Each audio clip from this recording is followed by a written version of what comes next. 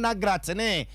teacher unions na aka no mo dwene ho se bia mo be mobilize mo teachers ni bia ma mo start akwa ye bia extra classes dia man kwala no e wo mo tent na wo mo de damu no ana ye de twene se aban be declare sa state of emergency no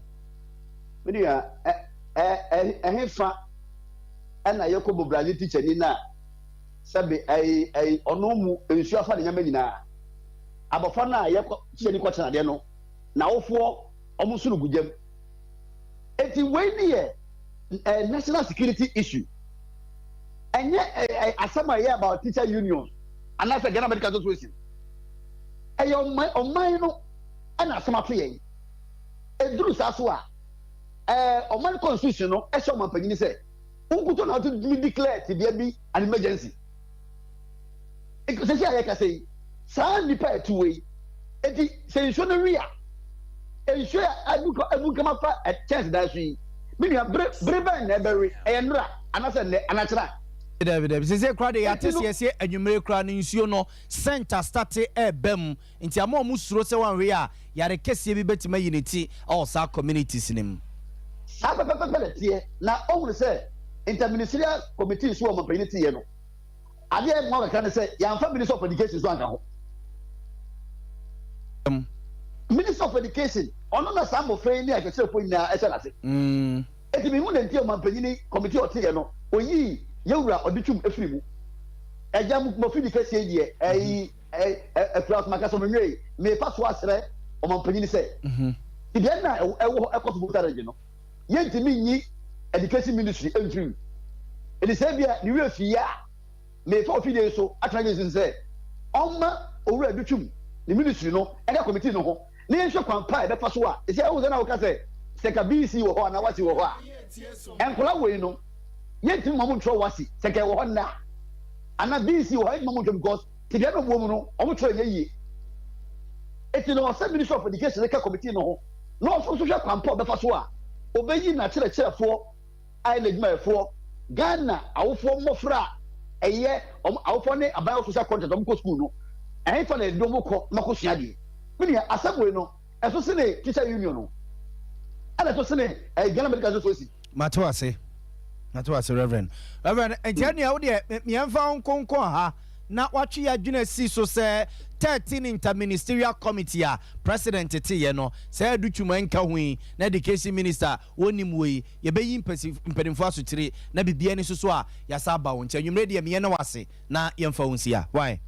Mr. That's the power kuja ode bai ye da wasipi abusuafo we Reverend Dr. Isaac Usu wono ene ye Ghana National Association of Teachers ya etwanity afene senat wo mo etitreni president enene nansa ena Ghana ba penya be de ekire Madam Samira Bawumia wode nto abochi share so ewo Asante Mantem asenom na ene wode nto abo no ekowie mu ewo ahafoano north empotam ho na no ena wode edom etwetwe komo no wode eto ahene ne asi ahene fo nyina anim ene party no agitaye force da Roma wan hwe se be ya kwa pa obefa so amani kru Dr. Mahmoud Bawumia na niso ade hunu ene ne botaye so betimi aba beso mo meyi na ese mampanyi no etimi abemu wa bra wonom so eton ade ama enipa pempem na ne nyina mu no wo kire se November nyame ya domu ane de to so 9 no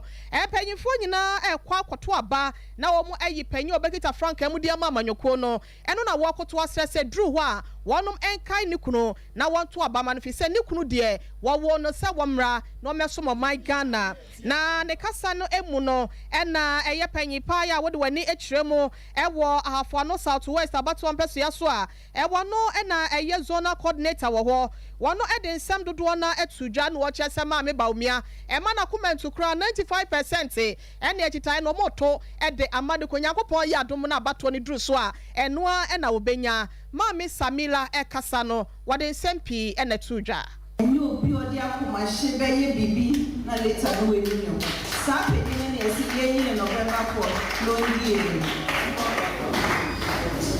Vice President Odinyo shishe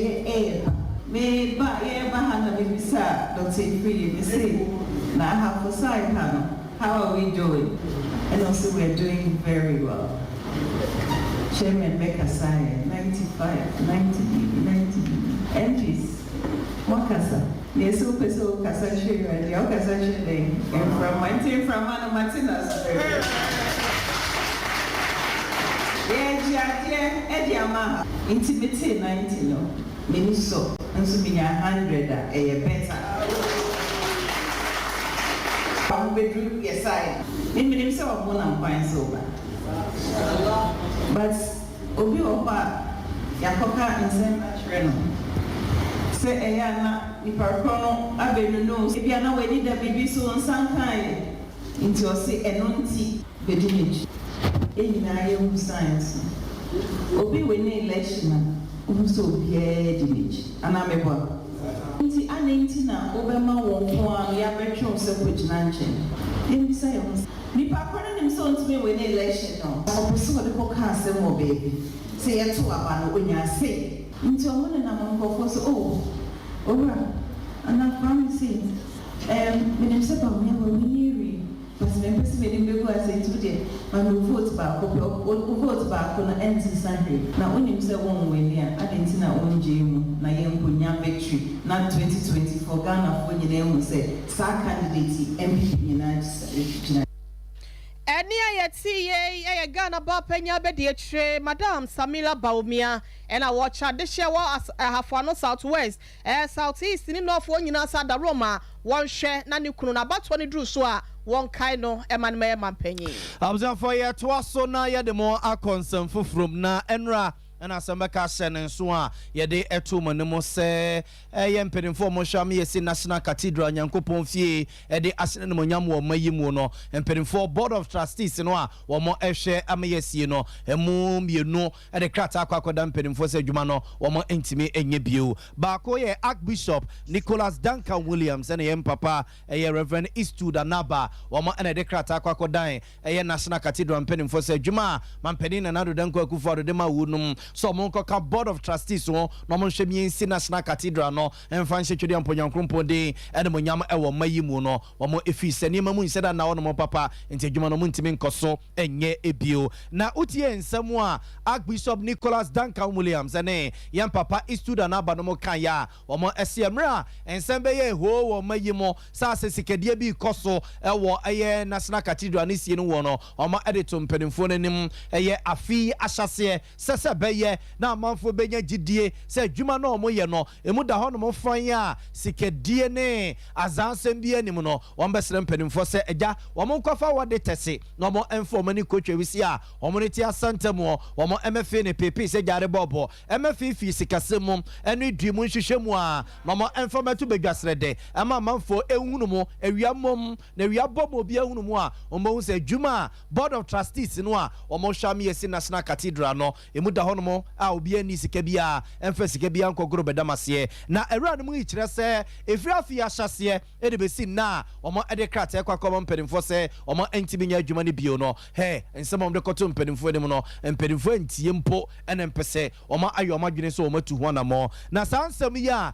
asofo emienu kan ye ena enanwumre National Cathedral mpedimfo ede krata ababonten ababeyi omo no se nsem no omo ka no enye no kre na omo be kai se emra sansem we ba ya asesikadie ho nsem kata sehye dwurim de kankan ne proye ho nsem ba ye no a enomo ekokotena so mo se somo enchese entwe adwene nko akiri a March bosome no ne da na etoso aduono nso omo meeting omo koye enomo kokosi ginaye se oso mo padwumako bi a omo abene won kuntabuom ye bamfisi mu e osikasem soso a omo ye ho ade awiase nyina age omo tum no mo ba bia ye se adwuma no ede ma wunum emo mo kofa company bi a ye se from eye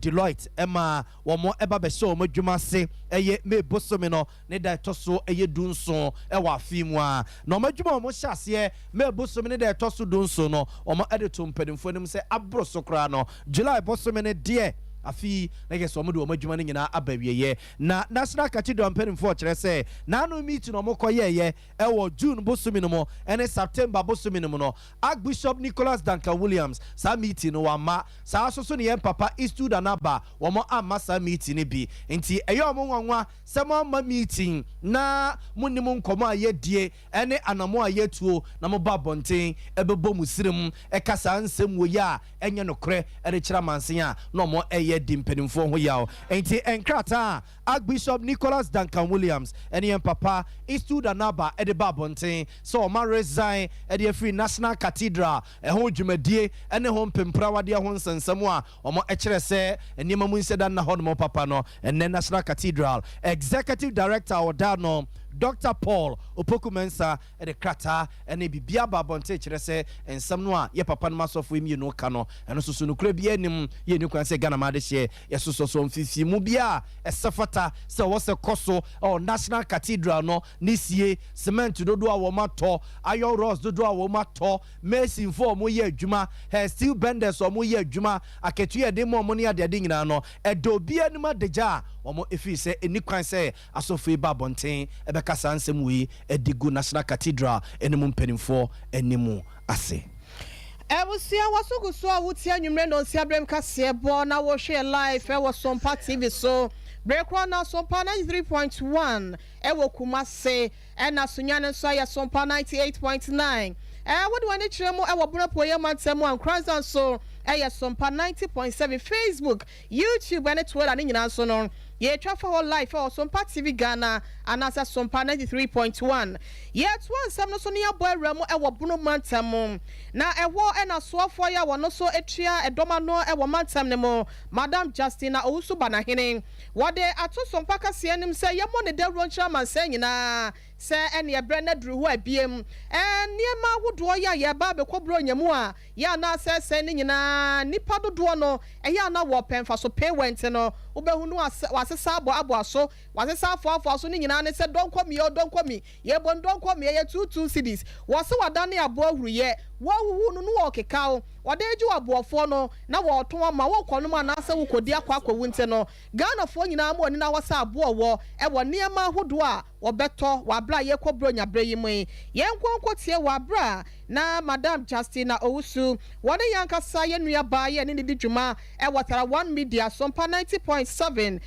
anasa Sompa 98.9 e wo eye sunya na kwenya kwa bro no ma ensam a woda na di e de kire no nya aduane bia ne yedie ana nya aduane bia so na yema nipa nyina ana sɛdeɛ onyame ɛbɔ ade a onipa wasetena mu duma bia na wayɛ abrewa wayɛ akokora ana mpo na owu abɛfa no saa na nuane so so a ɔmoyɛ no kankan de boni ɛde fa ntoanto mu no edumna bia na aduane no na odi a na nyɛ yi na sɛbe na akɔyɛ poison ana sɛ akɔyɛ awuduro bisa ɛno nti de me fa akɔnyɛ so maka kyerɛ mu abra yeba bedi bronyen wobɛhwɛ na sauce to ahodo na ohwɛ na wɔnom niema wo ton no eba ba expire wobɛhwɛ na wɔnom atetete so na yɛ fofofo ama na sɛ me ne wasabio ohia dokoro yɛ nti no na yɛ diamdika na yɛ totototo die mesre es ansa na bɛtɔ konkomu aduane ana nnuane bi a broni bɛka sɛ ya process no yɛ afa mfidie mu ade aba no yɛnya hwɛ yie pa esan sɛ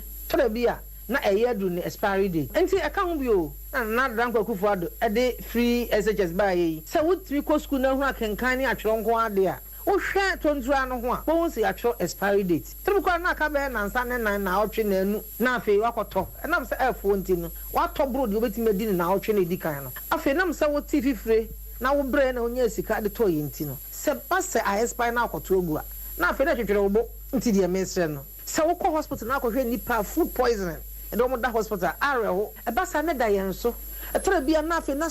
pressure so ɛda adɔkotafoɔ ne anɛsefoɔ so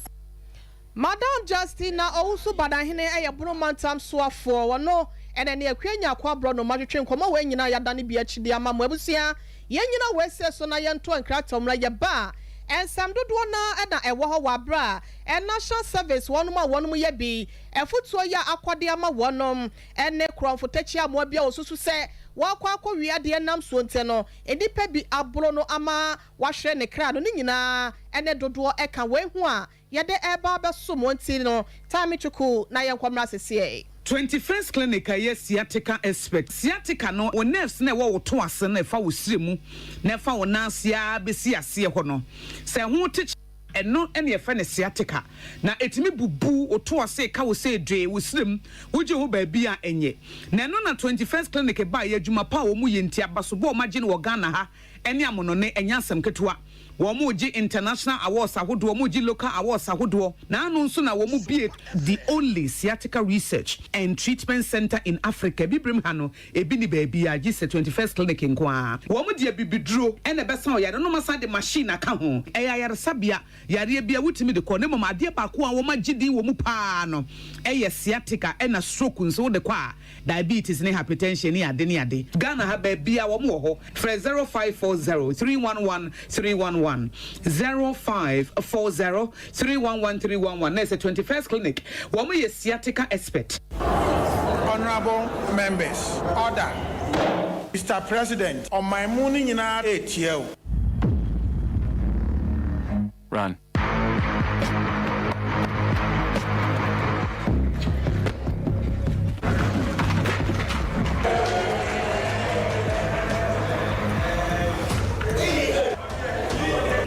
Meda wunyina ase sɛm mo president ɛyɛ de adura paroni ba emre a ɔde ɛsra me ho na Matias kinkin asɛmi atoma koma se Ghana ni bia emeke sure sɛ ne sabɛka adura ɛfrɛ no paroni ba me bi ɛwɔ ne fie na ɛbɛboa sɛ yawo usisi na yɛ oya wo na ba bia yɛ oya bia o de kan ebeko yani finance minister ebekasa na oman budget yayi mu 10 billion Ghana cedis e dia boa adwumakuo a eye sa adwoi na wonante ne maba wa oni adwuma ye so enya bia ye paroni bam yesisiade ne honam ya aduro son konkora ike Pharmaceuticals Limited diaba FD aje adwede nkra troi atum. Here in Ghana, when it comes to chicken, the good old days are back. Why? Because Boris Beef's Chicken, BBC, is here. Yep, give your family and loved ones Boris Beef's Chicken. Fresh, tasty, delicious. Boris Beef's Chicken is produced right here in Ghana by our cherished poultry farmers with support from the Ministry of Agric. Get whole frozen chicken, gizzard, chicken feet, chicken neck, and chicken liver for those special family meals, buffets, picnics, funerals, and all restaurants. Get Boris Beef's Chicken. It's halal, so everybody can enjoy. Wherever you are, call Boris Beef's Farms hotline 05 444 444 53. Ask for our branch that is closest to you and come get your chicken. Boris Beef's Chicken, BBC, proudly a Fiakoko.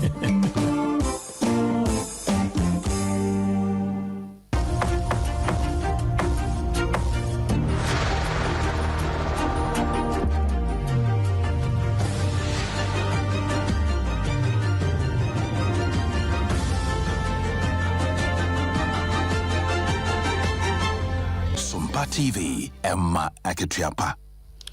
Abzafo esa so mama kwa babia ba Sompa television enwumre kase so South Yenka obono ene afomantem no mo ha se Sompa 98.9 FM Sompa 98.9 FM se o obono is mantem no mo a se techima na se ye enkransa se ye kentampo ha se Sompa 90.7 FM Sompa 90.7 FM and asa wa asante mantem mo so a and utie enwumre ya ha Sompa 93.1 FM abusiafo yenye brain semno ye to asomamom na Roman asafono sofo pani a wodano wa hafomantem no mo aye most reverend Peter Etuahene ano de afutu koma abamum penimfo se be bia o my God yengumasua ho nsensema ba bedru no ye hia nimdefo ye hia omo a wo mabokui enyansafo ewo engumasua ho no matene toto niam de amayen se be ne engumasua ho nsensem ebefa ne ya pese ene na degedon papa bi afura na yachia e de akompuntum or the sound summit to Jawabra na St. Joseph College of Education omo edi o anniversary a eja omo ton safra ne se wonfo ne mo nyamete chire ano de sefutu we am I be able to come together as we move forward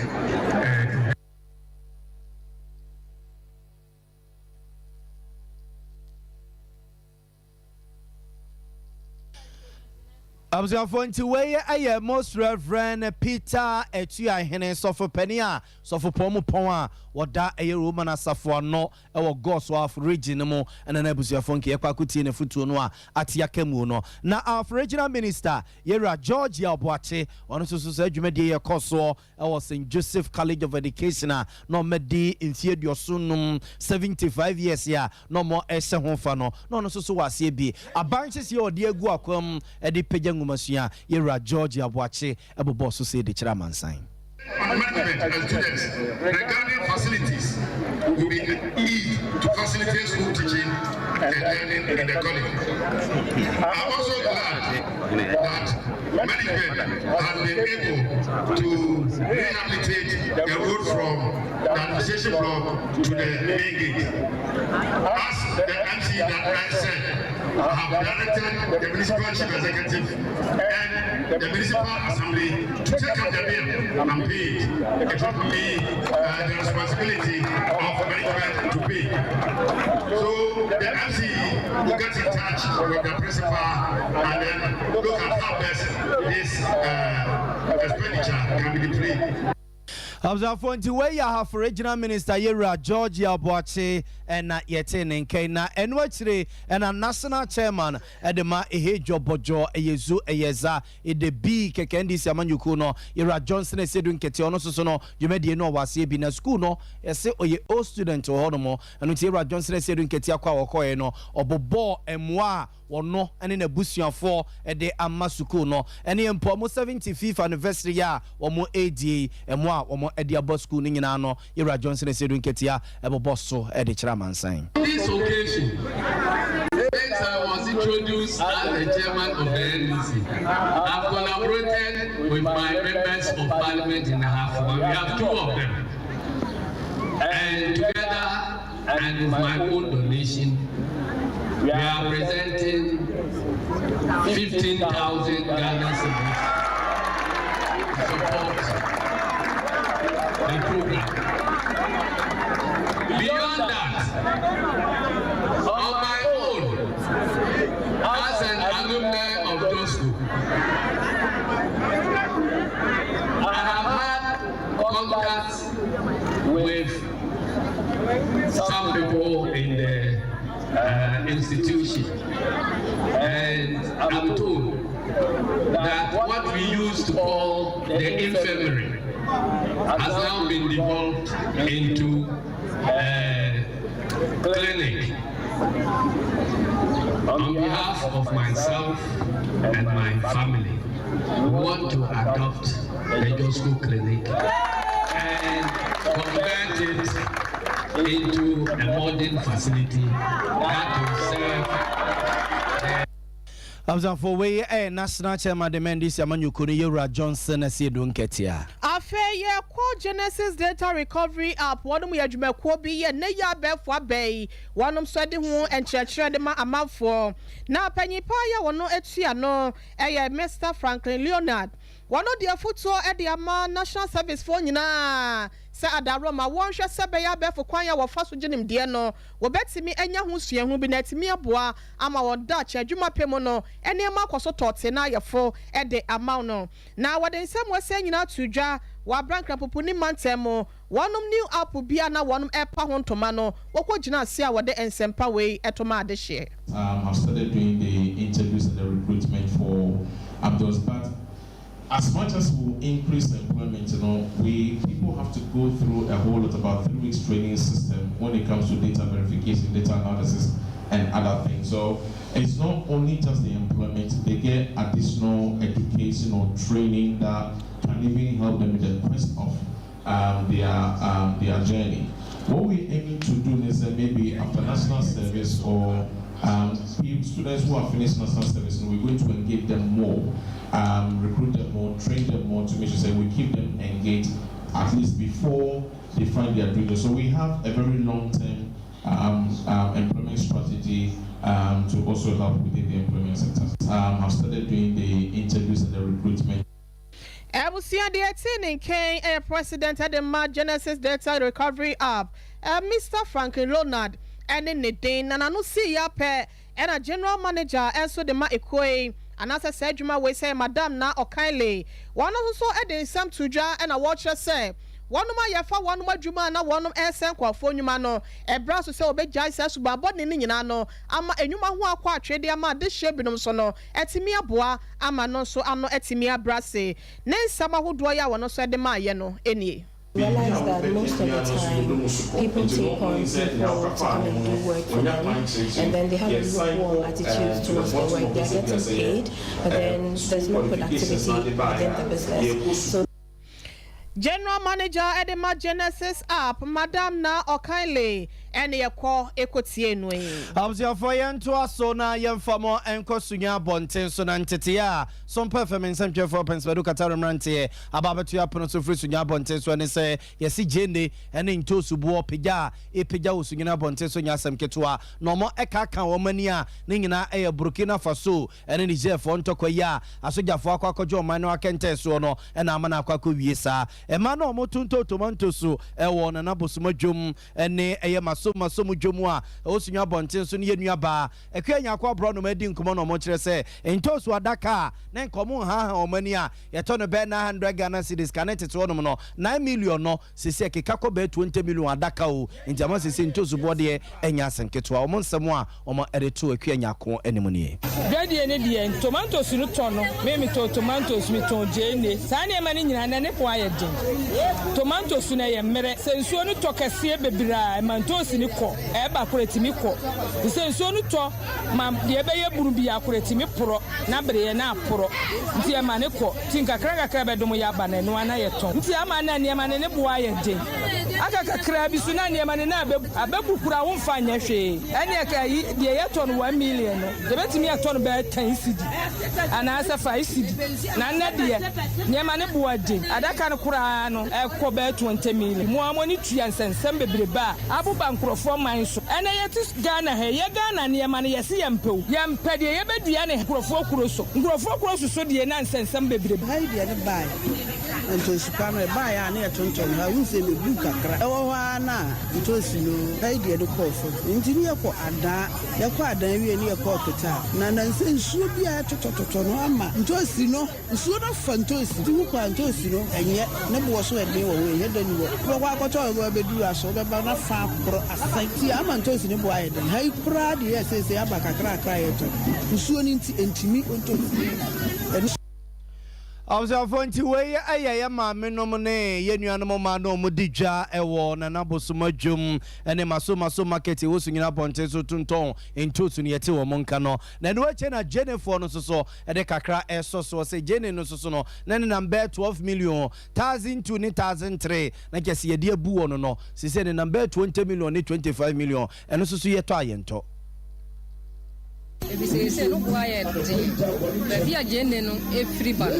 mo se ntoka bia si wonti ama jene no boye de pa ya no pra ya nya hwe no boye o fra se ne na ehya no 70 cedis ana 80 cedis into ye se na jene no roba ndisa wo hye ne 2 million won hye ne 2 million nya de be so na wo wanya bi wo se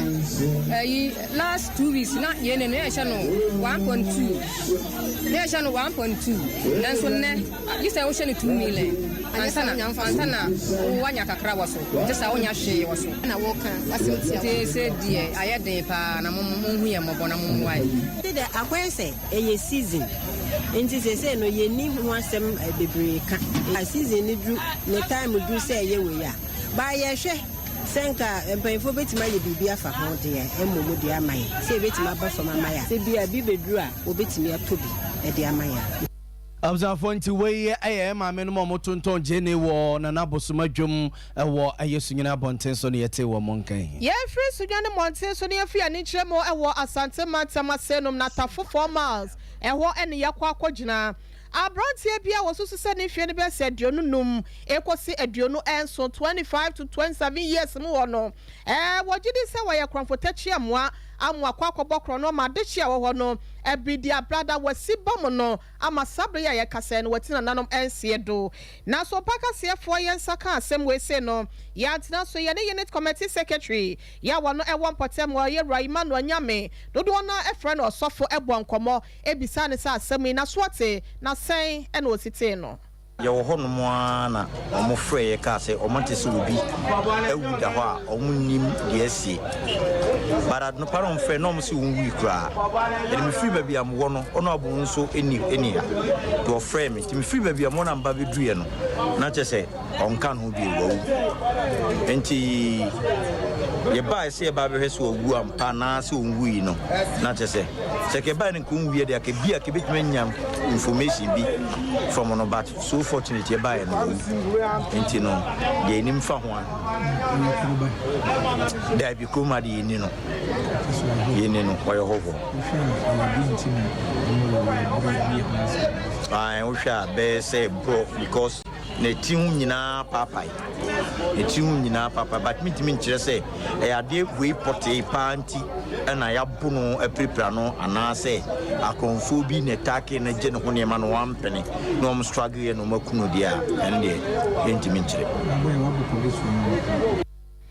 Ebusia for unit committee secretary ya wono e water for 4 miles. Eyo Raiman no nya me dodo na friend osofo e na wode enchemu ma ye na ne de na chi. E wo bia na ni kwatwa wi sa de hwe santa mu gina ho de na ni hu de ekoso no nyina no wono so nchiremu kakra ya wode ma yen eni. Wonu me area.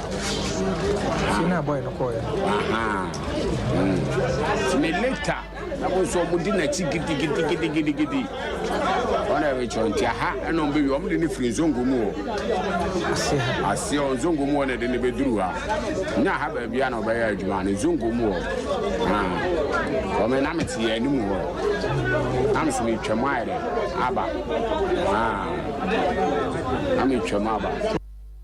Ebusia tafo 4 miles and somewhere si wa brantie bia wono wati na nanom wonse do wa bra. Was also sent Crawford na abono amasade no atono ne munsem ene ekotie ye. Abuzan for ye the mo to aso akọ ojura tumi entu a ewo eye enzima East Abaton peso aso ewo atoye mantemu na nanom ne adesi egu kromo no mo eno mo sere mampani na nado dan kwakufu ado wache man PSA be ma boada se ja se ene waso ne degeta no na wo chairman aso Ghana ma de hye nyina aso a omo eka ne so mu kromo no mo de ebi enuru ho no mo na call network ya omde bejira ba bi kura ye call say hello no waje so hello kura na bi omadi nkomo wo edi odo telephone so ne ade no abusuafo abo mo te se ne nwi ababo achechide no mo se network ya ebi ni omo mpotem mo no nti no ama se teacher ni ade no beba mpotem mo no mo a obeso na anu nansa no asesa na niema no wokọ nurse ni susu na beba obeso no na anu nansa na je se ono susu tipa no wosenya omo ensensi kromo no bio eno nti omo de adesere to vice president Dr. Alhaji Mahmoud Bawumia said degeta no siso mo wi se wi asengina aba be yekru baako enam degeta no into mesre no ada said degeta ne bi nruo na network no omofa bi emre wu no network ho asem no because abane ekreti ne maybe na ado ne mpemfo sisia ne MPP ne sisia abane ewo so na Bawumia be ka say degeta minsu minu na e adwen say bibia ye degeta no sisia ye wa no ansa na be kasa no efri network so mo be na network ye adwuma nke minu mu di nsawo so ye hu say Mr. James mo ko juru nfa no network intino obey den network emi tonton this is abafra no on my network ready no amanya bi school. Abuzafo nti we ya desie na hi asem a na omo ede to Sompa FM nsem twefo se network no anya dwuma ti ama omo asetena ayede na ma omo pa na babia eye kuro ba ko bi no ebe ebra asebu ye no ewo ebra asebu kwama kese abato ampeso ya so na ye kase busia panyin ya wono ewo ho wode nsem bi atudwa ya wo cheso katache Dr. Menfi ya otoso enso ni tu ya wotu won mabusua panyin bi no na chese ni nyina ewo ase ne ma bia na wo ya ensem fata no eno na nam so panyinfo no ehwe yesese wo gina wo na wo hwe na ne ma enhye da nkoye nti no enam so katache Dr. Menfi wotimi ewro ne nemo empaboa na ensem ne mu nchemu nyina no ebusua panyin Kofi Odua Nkoma wone Sompa kasefo bonkomo wabra of friends and telephone shemu a what is say edan ye papa what time no sa na ma hen wana nim payifo wole tan no na hina busuan nim payifo ba wa mabaya na abol o twesa na queen na wɔde to yin hɔ ɔno asua mpanyinfo na nana bɛyin na ne mpanyinfo deɛ atua do deɛ da akɔhin n'anim na ɛbɛdi yɛn asase na sɛ yɛmfa mo a ɔtɛn wɔ maa na ɔtɛn wɔ maa na ɛsɛ wo dɛ ɔmahen sɛ ɛpɛ baabi ne de de wudwuma a bra ne bɛhu yɛn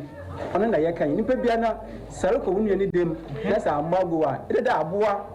na ɔbɛkyew na aboa na ɔbɔboro Ebusiafo wɔyɛ kyi no ade hye bi ya wɔnom so wɔ kurom hɔ no ɛde wɔnom nsɛm ɛtɛ akyiri. So man panyin na ɔyin mpanyinfo ɔmrɛ mɔhwɛ asɛ ebu beebia wɔfa amahin na bɛyin dwuma olidin ɔyɛ dwuma ketewa yɛn nyinaa yɛhu dwuma a na bɛyin ɔbi olidi ɔmoma no ho do ɔyɛ basabasa ɔhu panyin ɔhu ɔhu abufo bɔ ɔhu skul a wɔatew ɔda amahin abaatan na yɛn ba yɛ wɔnti yɛ sɛ man panyin yɛn na ne nkorɔfo wɔhwɛ yɛn man papa ne wɔde wɔnti dɛ wɔtinin na ne kufa do ɔmbra ɔmɔhwɛ punta na ne bɛyin ɔleyɛ ɔnkyerɛ do so ɔfa mahem ɔnyɛ amanfrɛ gua egua yɛ ayɛ de sigua kwankwan kunam nsi mo bɛlɛ o mɛtɛsɛ yɛ fa ho dodo IGP ɛdoto sɛ dɛ ɔmɔbɔ wɔn ho ban ɔsɛ na mɛsɛ sɛ ɔrekɔdo wɔ hene ne mpɛtɛmi ɔha hene ankasa ɔman hene dɛ ɔda to abusua yi hene nyim mɛsɛ sɛ la wɔtwa ma Ghana man nyinaa wɔrete no ɔnyɛ no kɔre dɛ ɔwɔtum dɛ ɔtu ne nɛbɛ yi ɔnyɛ bɔne biara dɛ a ne dɛ tɛ mɛmfi mu tu ne nɛbɛ yi ne fie gua do wɔyin ma asomdwe ɔmbɛ agyinam asase du na yi bebia asem mpemfu omwe o sa yike nebe mmadu ko bo na fa o se yiwa na do mpemfu omwe asante homle do ma he homle da nebe ye ya adunpua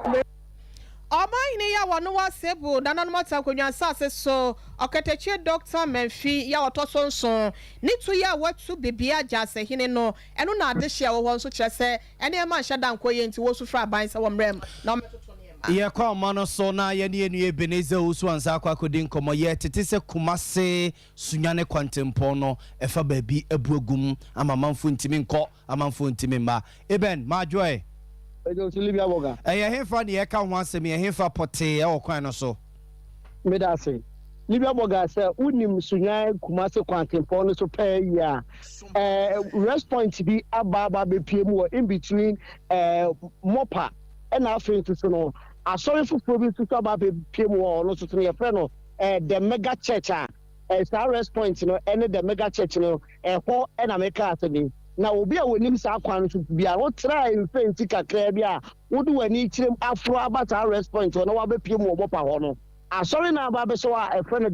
the mega church no ɛhɔ ɛna meka saa asɛm na Libya Boga sɛ wobɛhwɛ amana kɛse a aba bɛto hɔ na sisi amano kase no akwakɔ yɛ wu atwede pa sɛ ɛnya asɛm ketewa a wɔmanfo binom a wɔmu yusu saa kwan no yɛ adeɛ sɛ wɔmu kɔ ahohiahia mu paa na wɔtwe a ɛtwa mu yi kaa baako mmiɛnsa ɛna ɛtumi kɔwura anim a akwakɔ yɛ ahomete sɛm ɛde ama ɔmanfo binom a wɔmu yusu kaa ɛwɔ saa mpɔtam wɔ ɛno akyi nso so no wohwɛ poto akɛse a ɛfiri saa ɛfɛnsi ɛforo aba saa bea pɔte hɔ no nso so no a ɛno nso so ɛkyɛ ho bi ma saa ɛfrɛ sɛ nkwantia pii a ɛkɔ so wɔ saa ɛpɔ mu no ɛkɔ soro paa na Libya Boga mehaha m'ani nka a Sunyane kwantempɔn no ankasa no ɛfa mu a ɛna atimi ate afiri hɔ a sesi ameno kasa no ɛkwan no abu agum a ɛnɛ de yɛ akasa yi mpanimfoɔ a wɔmu hwɛ asantemantam so ɛbɛtwa mu wɔ hɔ a na akɔyɛ ahomete sɛ mpa kyɛ sɛ akɔma wɔmanfoɔ binom a wɔmu ɛpɔ mu ase no ɛde adesrɛdeɛ ɛto wɔ mu anim sɛ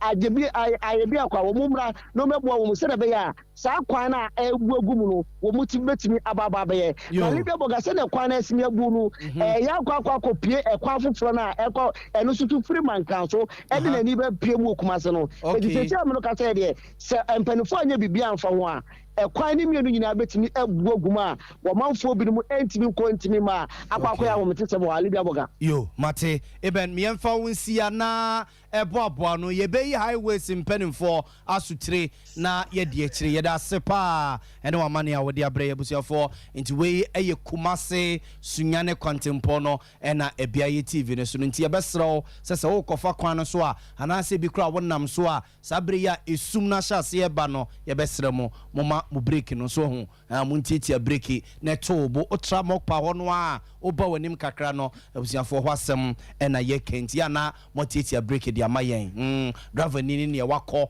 aba bedru ɛnyɛ ne odi 2 hours ɛne 1 hour ɛne twa akwa bi nti yɛbɛserɛ mu a montiatia break ma yɛn yɛde kaseɛ ne sia na yenna mase yede asede ma 21st clinic o say sciatica yade no eno no akwakoye entine no a efri sisie no kofa oto ase efa osirem de besi onankokom efa onankokom fa onantu de besi onamporo so no etwetwewa me ya na eduru ba bia na to be count to them obu okra so a ebubu na to no mo a oje ne ho a enye ebi ho a so de akwakose stroke de akwakose duabo enye duabo enye stroke bia abusiafo eye sciatica enunti na 21st clinic ye ho ye wo a doctor for e wa nurse for e wo no papa ne mfidi papa abusiafo ye de ebehwe wo kumasi ye wo hwe overseas wa Alpha Radio enchen and oboase cancel court sakra domi market ye ho no mo sunyan enkransa tachiman so no obehunya yeni nkomo 0540 311 311 0540 311 311 Mizo ne 5G drink no yegusu aye no no oye wedding oye ye oye outdooring o birthday party bi na oye and as a gathering kakra bi na boys on mo be se mo trans na munya yide mix ne ma no a eye mizo na make for the ama wo eye natural bibia enfremu and na 5G no so ma energy sronko ma adwuma bia woye bia no watimi aye abusanfo pe bia to a no afre 0246 270221 0246 270221 3A Herbal Center and the 3A Co capsules abegwa so a coco abusiafo na tete wa onya 3A Co capsules wa eye coco master ebe hyiase ne to ase e de ama food and drugs authority mpenimfo agiatum enye na ewudwa so for 0546107107 0546107107 and a Sompa sika promo no me se na ye ntie radio na ye nhwe TV saa kwa uhe TV na wutie radio no o se onya mfa so de free so and until for phone anwumre ya no abo star 256 star 3 hash star 256 star 3 hash na obonus anu a Tarawan Media, your radio station sitting in a ebeyaba, na way ebia, Sompa Kumase, Sompa Sunyai, Sompa Kransa, na uya nekes womia sosa, umia so pet, nekes yeto 5 Ghana cities. 5 Ghana cities no, ubetimi edi ababe ge 5 million. 5 Ghana cities no, ubetimi di ababe ge 300 Ghana. 5 Ghana cities no, ubetimi di ababe ge 250 Ghana. It is Transompa FM, Transompa TV ho, na radio we ni TV we, uhenyina no, na saso nya sika de agu butum Universal Natural Clinic abusiafo dompe de mfa nko ba bia me nkonko ju sika ni Universal Natural Clinic ni yeko honam ne ya obre pa sasa bro fitei ebito so where ya start ya nwunu nso no toto no untimi ho kra abusiafo fo ni ekire Universal Natural Clinic ne nya ho adwuma mfama eno eche yefu yade se aduane to yam ama oyam akekawo enkanka ne aduane a meko kakra wom no untimi kra abusiafo yankase bibi dro ya de suru isa fomu isa wentia ne akakedo kakra de awono no ye de esa ya de for de kire atonsu esli ye be eye bonsu mu hono ye ni nkomo telephone number iso 020 0158272 020-0158-272 and I care Herbal Clinic ye say ye ayaresafie Jesu zongo dancing wa and ye wo na ye bone masters ye no ye de edro ebe ye operation e odumpini mu ye mfa sika nkan ye mfa bibia nkan ba ye nro no a ye de ebesra so no nti wanya accident wakotia hwe udompena bu afreche abobo ne dompena ye bia no Fabra I care Herbal Clinic ayaresafie ewo Jesu zongo dancing ne de bibi dro ebe operation ewo bones no mo ama bones na tenetene atoatoa amwasa so anantibio na eba ne se bia sisi ya de obi wono ma okon itimi ya oya pa ma oje ho a enye fa ho adwuma nyina mesi dompe no ene ntini no mo adwuma de fa be na ake Herbal Clinic eno echi ne de paroni bam eso so abadwa so a oba bi tutu oba bi dwawa onya paroni bam ebebo hapati so no ebiebie ntini no ene nkonum tii se wonum tii sa keke num tii a ebe ni pedua no adwuma so te ase na ye moduru eno ene hapati food and drugs authority mpenimfo wo ma agiatum enye na ewudwa so frey 0530-721-165 0530-721-165 and I care for eni enkomo ebisa for kase no asi ye sorry ma eye enkaibo na fe kofuri ene na pamfasum atoaso ye ne yesom anwumre na ya bo amalibi aboga anwumre mene ohine ire ma me akua ye bo asi ama ye fast da ma ye rasante ye bo Benedict won ne semfo panya kwasi asomo aso dela won na ta fidele chichinchim ne from adema yen na kukwa Veronica Jandone ma me ya Grace buzi de caption man new screen nyina so afem de ka ho ena kase etimi ebeda mabusia ye de si asenom na enkaibo kakra ewo ho no yetimi ede atoa so amamo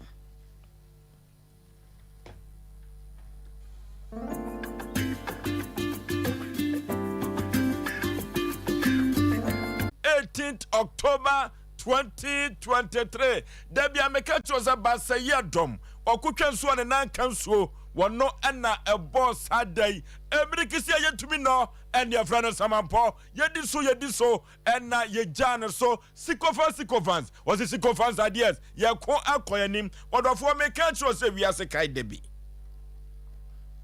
na samu mekacho tieni ye pa se kai debi efrise mato enkyere amaw